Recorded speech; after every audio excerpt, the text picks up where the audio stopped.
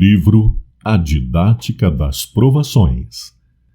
Continuação da 9ª justificativa para que passemos, sim, por experiências de provação. Uma terrível provação viria sobre Nabucodonosor e o povo de Babilônia. O rei seria acometido de um mal que o faria viver como um animal do campo, alimentando-se das mesmas ervas destinadas ao gado e perdendo totalmente o domínio das próprias faculdades mentais. Essa era a lição de aprendizagem enviada por Deus, a qual ele e seu orgulhoso povo deveriam aprender. No mesmo instante em que proferia aquela arrogante frase, um anjo do céu postou-se ao seu lado e transmitiu-lhe a sentença. Por 7 anos, Nabucodonosor viveu essa terrível e humilhante condição, sendo-lhe permitido, ao final desse período, compreender que houvera passado a viver como um animal irracional, como sentença de Deus sobre ele por sua arrogância e seu obstinado orgulho. E serás tirado dentre os homens, e a tua morada será com os animais do campo. Far-te-ão comer erva como os bois, e passar-se-ão 7 tempos sobre ti, até que conheças que o Altíssimo domina sobre o reino dos homens e o dá a quem quer. Daniel 4:32. O orgulhoso rei devia ser provado com essa dura sentença, até que finalmente reconhecesse em Deus o governante soberano de toda a terra.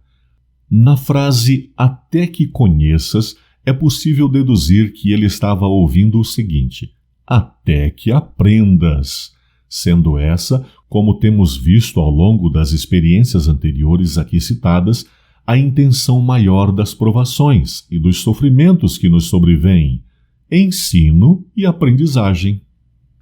Mas a bondade de Deus e sua infinita paciência significa também que o aprendiz pode ser perdoado e convertido ao bem da sua santa justiça.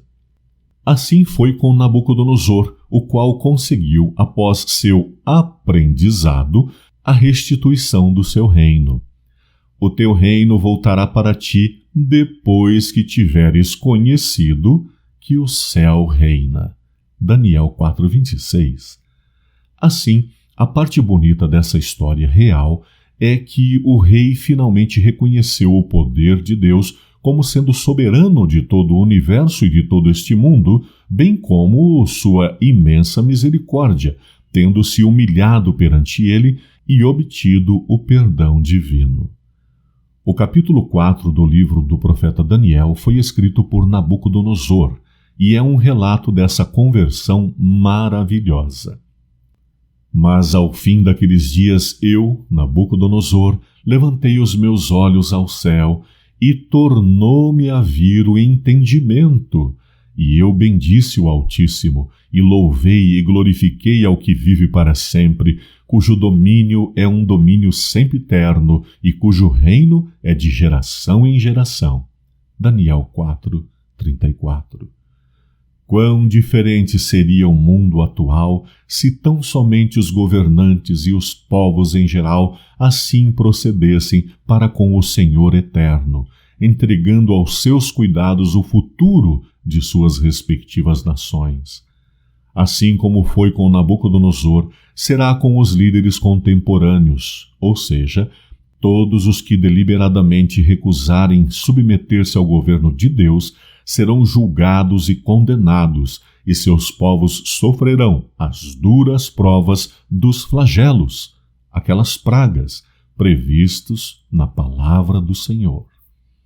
Portanto, independentemente da gravidade das afrontas com que desafiam a Deus e do poder que tenham acumulado neste mundo, terão que reconhecer que o controle de todas as coisas a Ele pertence, e confirmarão a profecia bíblica que diz: pela minha vida, diz o Senhor, todo joelho se dobrará diante de mim e toda língua confessará a Deus. Romanos 14:11. Depois de muitos anos da experiência de provação e conversão de Nabucodonosor, o novo rei de Babilônia, Belsazar, incorreu nas mesmas falhas de seu pai, atribuindo a si a honra e a glória devidas somente ao Senhor do universo. Em atitudes insanas, ousou desafiar a Deus em público, oferecendo aos seus convidados bebidas que foram servidas nos sagrados utensílios trazidos do templo do Senhor, quando da invasão de Jerusalém. Na mesma noite o Senhor enviou-lhe a sentença, pronunciada inclusive pelo mesmo profeta, Daniel. Pesado foste na balança e foste achado em falta. Dividido foi o teu reino e dado aos medos e aos persas. Daniel 5, 27 e 28. Na mesma noite em que afrontou e desafiou a Deus, Belsazar foi morto e seu reino exterminado para sempre. Os demais reinos que se sucederam aos medos e persas no governo mundial, Grécia e Roma, também incorreram no grave erro da autossuficiência e da arrogância plena. Todos foram destruídos. A supremacia global da Grécia encerrou em 167 a.C. e a de Roma no século V da nossa era, quando do seu esfacelamento pelas tribos bárbaras vindas do norte. As profecias bíblicas cumpriram-se pontualmente.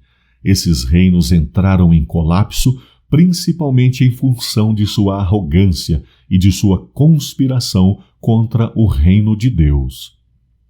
Muitos dos imperadores romanos, por exemplo, autoproclamaram-se deuses, reivindicando adoração e culto a si mesmos.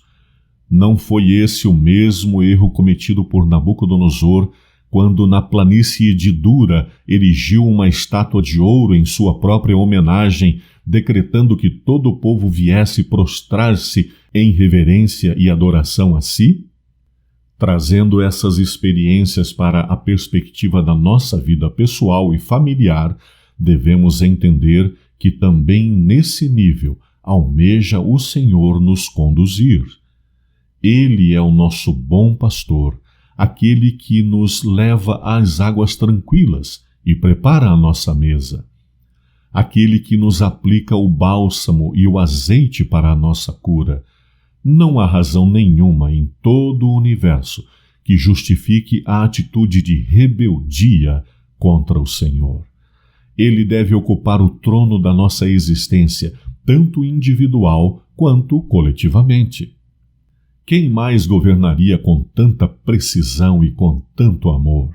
Ele somente é o Rei dos Reis e o Senhor dos Senhores. Coloquemos a Deus em primeiro lugar e o entronizemos em nossa vida, pois não há outro nome pelo qual importa sejamos salvos e conduzidos. Uma pérola de esperança para você. O que vem a mim, de maneira nenhuma o lançarei fora. João 6,37.